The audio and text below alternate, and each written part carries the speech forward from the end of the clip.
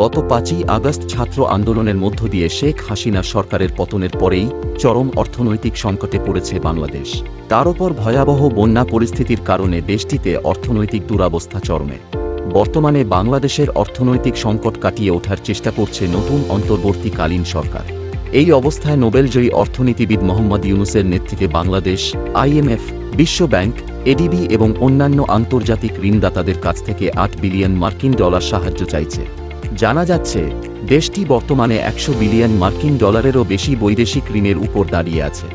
বৈদেশিক ঋণ পরিশোধের জন্য আইএমএফ থেকে $3 বিলিয়ন পাশাপাশি বন্যা পুনর্বাসনের জন্য $300 মিলিয়ন প্রয়োজন। এই উদ্দেশ্যে ইউনূস সরকারের সঙ্গে আলোচনার জন্য আইএমএফের একটি দলের আগামী মাসে ঢাকায় আসার কথা আছে।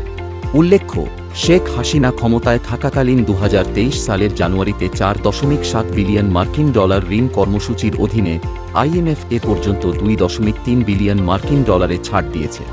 যদিও শেখ হাসিনার সরকারের পতনের পরেও এখনও বাংলাদেশের পরিস্থিতি পুরোপুরি স্বাভাবিক হয়নি।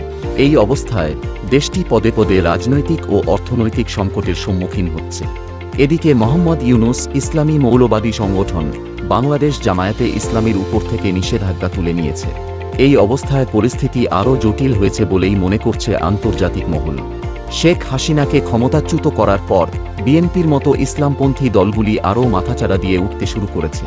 আওয়ামী লীগের নামে হিন্দুদের ওপর আক্রমণ করা হচ্ছে। এছাড়াও বন্যাকে কেন্দ্র করে ভারত বিরোধী মনোভাব পোষণ করা হচ্ছে। দেশটিতে মূল্যস্ফীতিও বাড়ছে। জুলাই মাসে খাদ্য মূল্যস্ফীতি 14% অতিক্রম করেছে, যা গত 13 বছরের মধ্যে সর্বোচ্চ।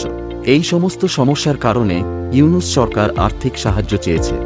বাংলাদেশ সরকারের মতে এই পরিমাণ অর্থ পেলে অর্থনৈতিক সংকট মোকাবেলা করা সম্ভব। সব মিলিয়ে বর্তমানে কঠিন পরিস্থিতির সামনাসামনি ইউনূস। বিশ্ব ব্যাংক থেকে কতটা সাহায্য তিনি পান, সেই দিকেই এখন সবার নজর।